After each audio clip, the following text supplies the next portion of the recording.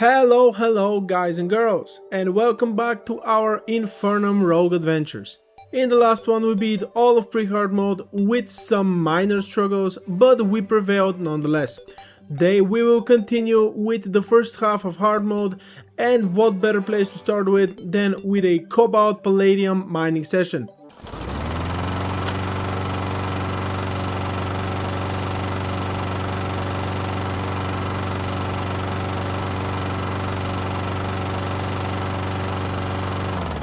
Once we're done, we go back home and make a weapon that I didn't expect is actually one of the best rogue weapons in early hard mode, that being the Cobalt Kunai. It's not a bad spam weapon, but most importantly, it's a very good stealth weapon, as when you use it, it shoots 4 kunai that travel and home in on enemies, dealing very good damage. After that we make Ichor bullets, and at least for now we will be using our Black Plains, as the Ichor buff is pretty useful. After defeating the wall flesh one more time for the blast barrel, as it is the best weapon we have for mobbing, we smashed a couple of demon altars for souls of night. Using Fargo's mod we can convert them into souls of light as well, but after that we go to our astro biome where we start hunting for atlases. They drop us Titan Hearts, and using 3 of them as well as some astro monoliths we can make our next armor, the Titan Heart armor. It gives us bonus stealth effects and provides knockback immunity. After we're all set, we make red bait, make it night, and spawn the Dread Nautilus.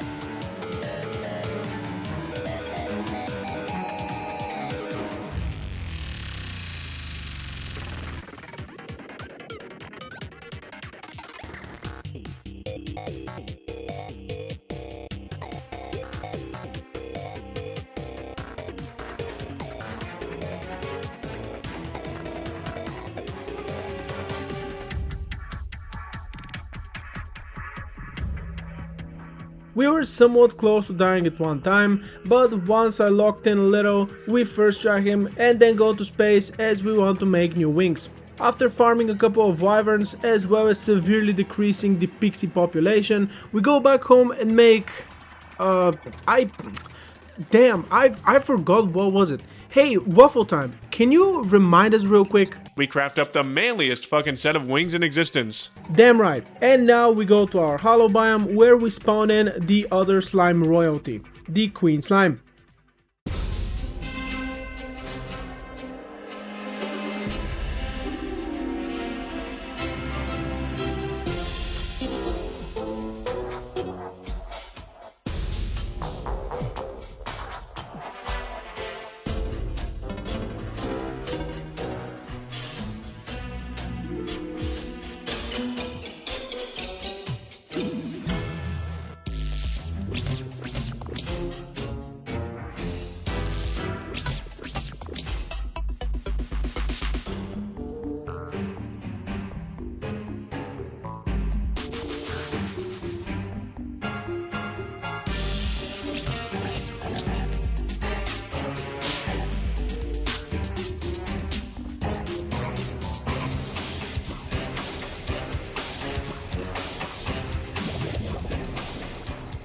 Our first attempt was just for warm-up, and on our second attempt we defeat her with no issues.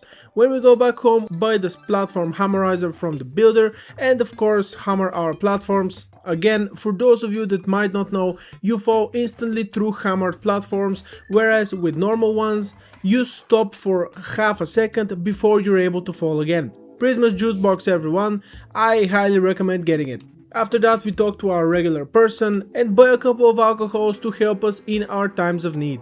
those being Everclear providing us with 25% bonus damage but decreasing our life regeneration by 5 and defense by 30%. Always be extremely careful when using this one, guys. The -5 life regen can be single-handedly the reason you're losing some of your fights if you're wondering why you die very fast. The defense reduction is big, but most of the times you don't have enough natural life regen, and when you start moving it gets decreased even further. So many times you're with negative life regen, which means that you're slowly dying. And the second alcohol we will be using this time around is Moonshine. It gives us 33% more health, and attacks always take at least half of your defense worth of defense damage, but defense damage taken is 3 times longer to recover. The two alcohols counter each other in a very good way, as Everclear reduces defense, which means Moonshine will have less defense to turn into defense damage. But again, be very careful, because even with the 33% additional health, this is a very glass cannon setup. But now let's make it night, get the mechanical eye and spawn the twins.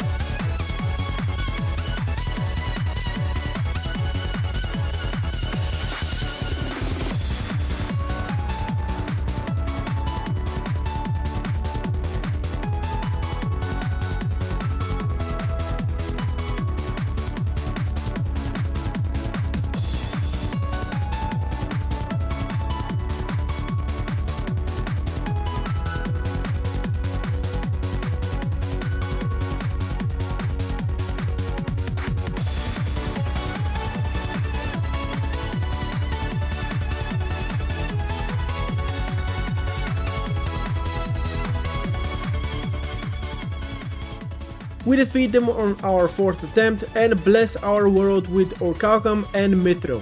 We start mining those immediately, as once we have the new pickaxe we can go to the Brimstone Crags and mine infernal ore around the lava pits, and after doing that we go back home, combine it with Hellstone to make Unholy Cores and upgrade our Coin of Deceit to the Ruin Medallion.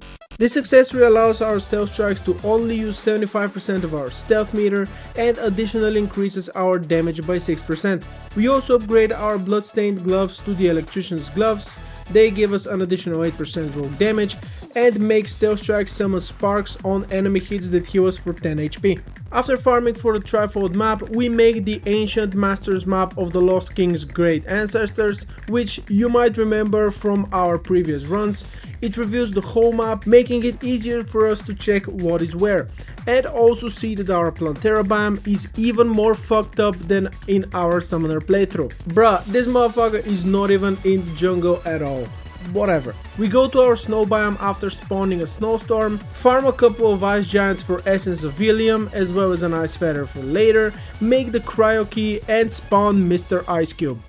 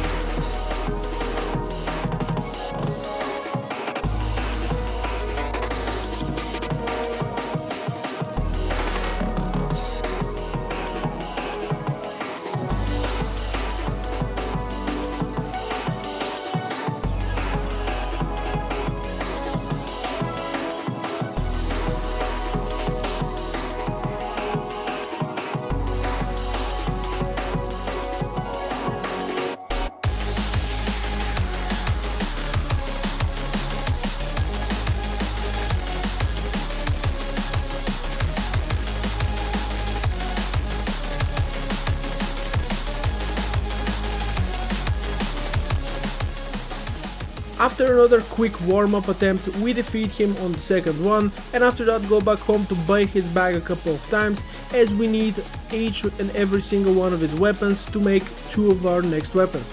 Weapon 1 we buy from Permafrost, that being the Ice Star. It is similar damage to our kunai, but the homing is much better.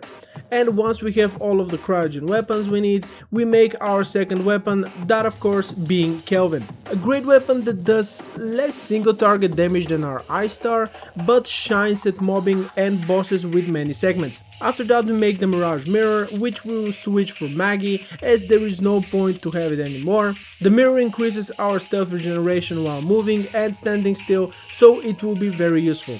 And lastly we make a third weapon, which might be the same if not even better than Kelvin, that being Equanimity. As long as there are 2 or more enemies fairly close to each other, this weapon can deal a ton of damage as it bounces between them. After that we go to our Sulphurous Sea, where we clear a big chunk of the mini islands under the water so we can have more space and call upon the Aquatic Scourge.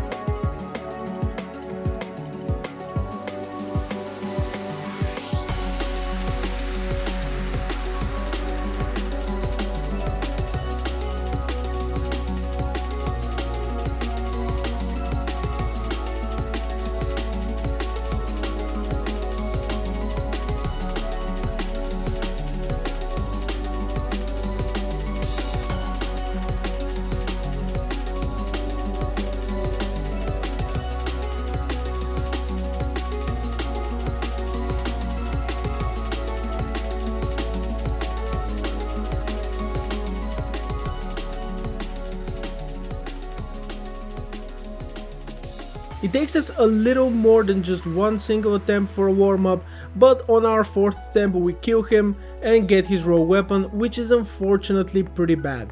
The clouds it leaves can deal very good damage, but they are really small and most enemies are very quick and have small hitboxes, so they won't get hit by them. After making Deep Diver, we make it night, grab our mechanical worm and spawn the destroyer.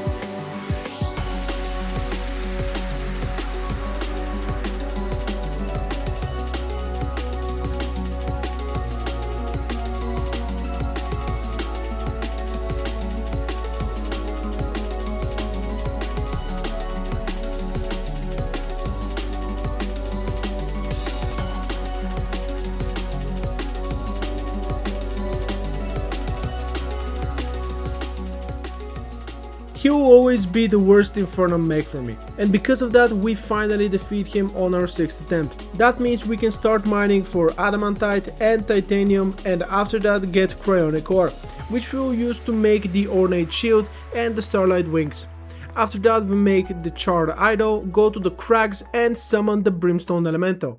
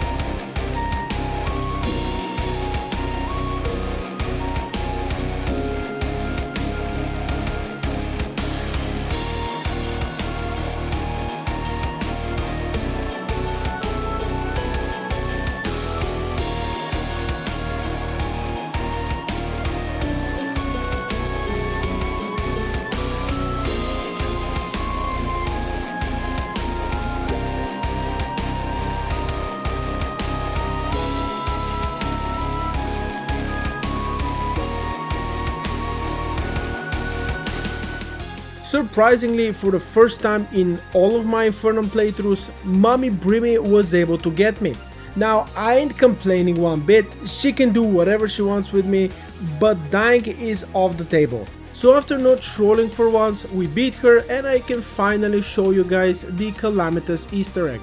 It's pretty cool and a little sad, but unfortunately we gotta do what we gotta do, and defeating every single boss is a must. And with that being said, after making it night again, we get the mechanical skull and summon Prime.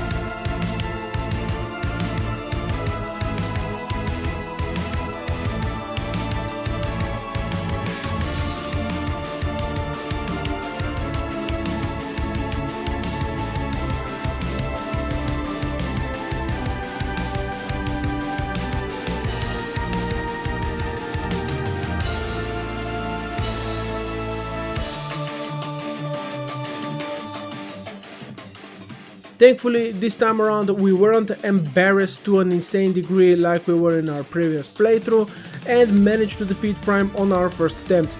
But right after that we jump into our next boss fight, that being Calamitous Clone.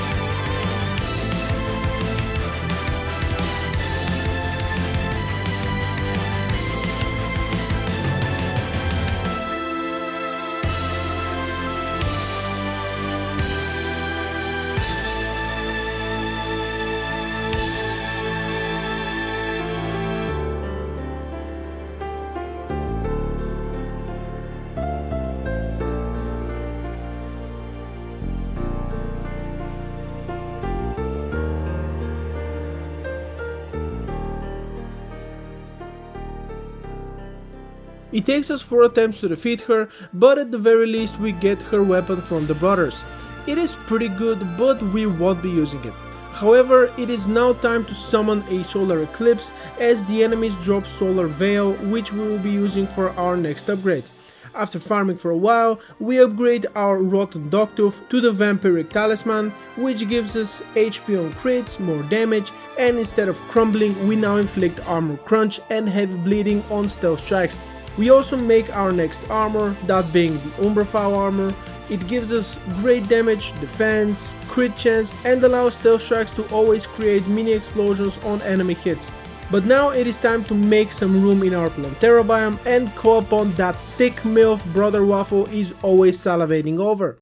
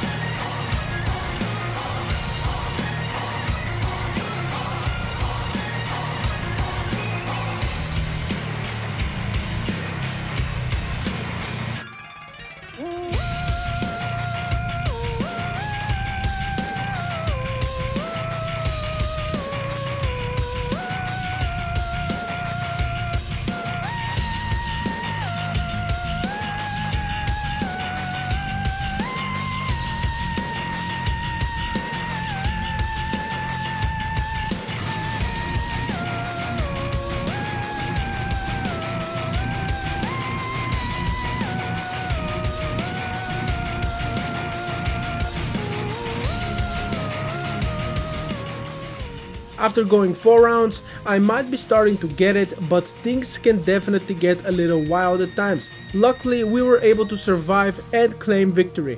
But now it's time to get some planting mush from the abyss, make it into 21 life fruits so that we can have one additional life fruit for the Aegis fruit, and of course make the Asgard's Valor for a better dash as well as knockback immunity, which we had but lost because we switched armors. Now it's time to enter the temple and face the golem.